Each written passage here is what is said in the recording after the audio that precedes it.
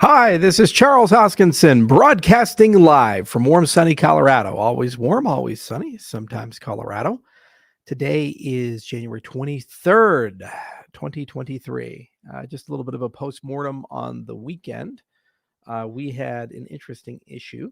Let me go ahead and share my screen.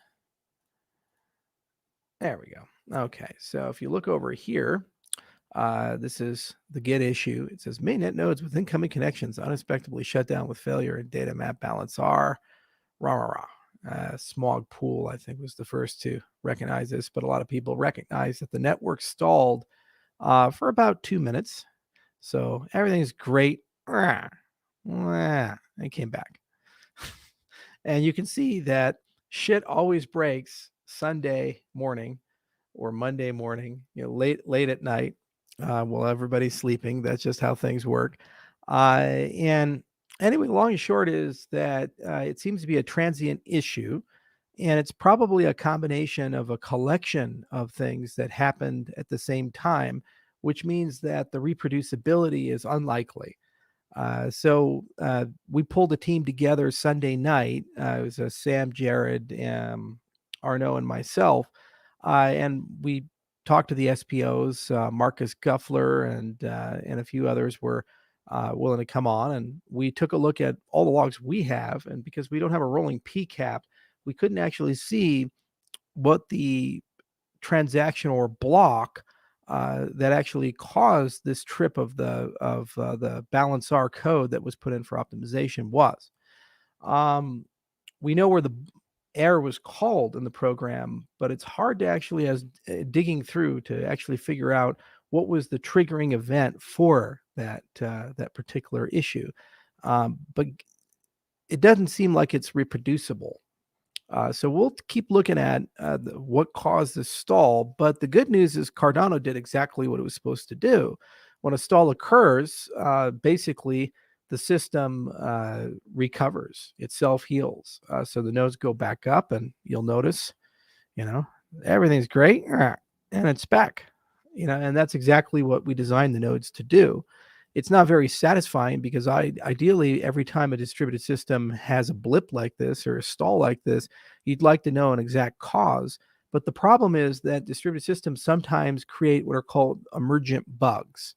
So locally it's not reproducible, but a collection of things create a collective global state that for some reason triggers something, and the system basically stops for some people.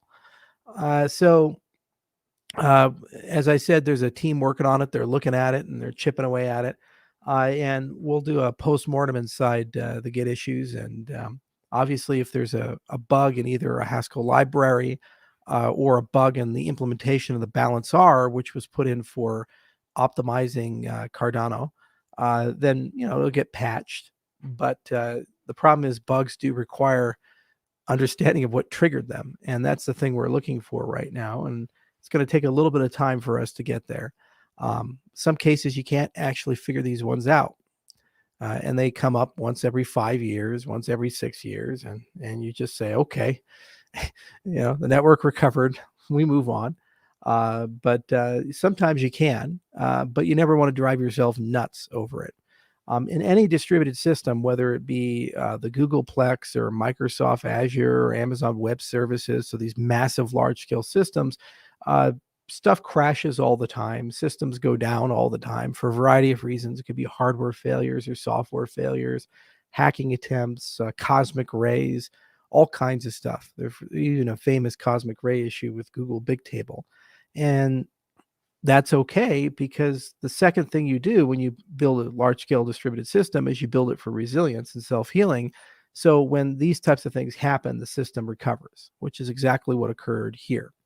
It was really cool to see how the SPOs came together and how quickly they were on top of this, and they're still looking. In fact, it's a race condition. Everybody seems to be looking for it. And I'm really proud of Smog and Andrew Westberg and all the others that just showed up literally moments after this occurred, in the middle of the damn night, and started collecting large amounts of information and trying to debug the issue. So it just shows you how decentralized and resilient Cardano has become. So is what it is. And when I know more, of course, I'll share it with you guys. As I mentioned, we have a skunk works that's looking at it and basically, trying to figure out a way to reproduce it. But it might not be possible to do that.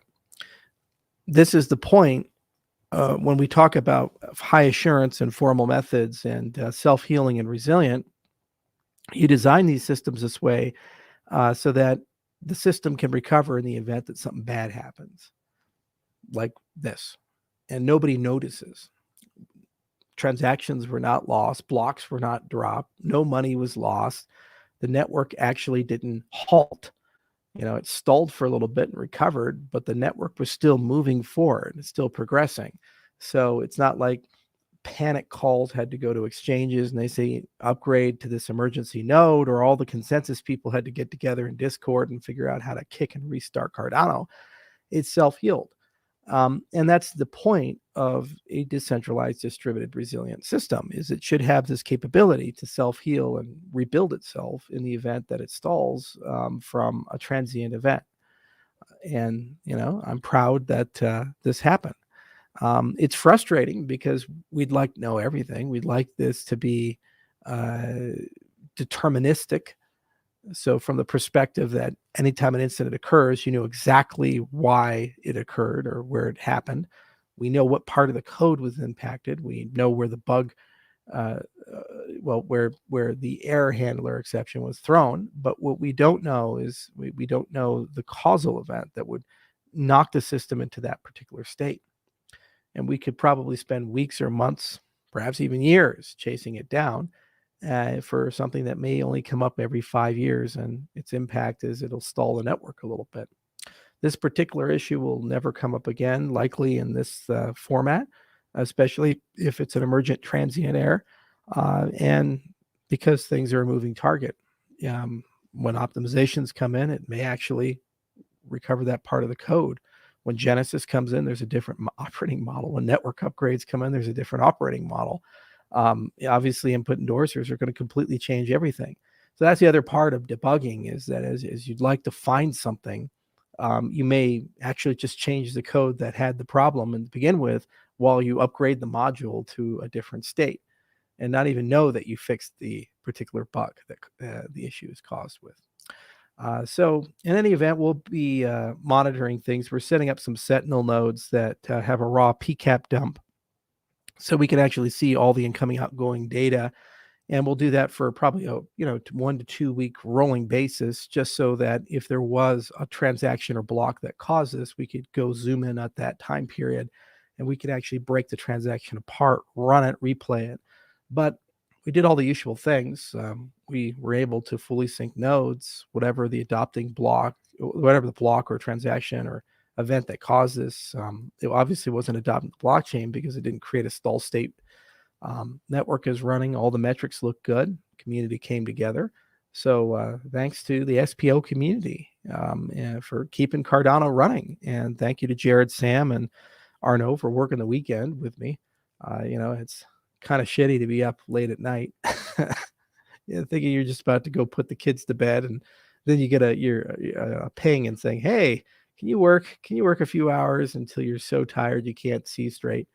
But they did, because they went above and beyond the call of duty. So nothing to report. Thank you all for listening. I'll have more probably towards the end of the week, and we'll see if we get to the bottom of that. Cheers.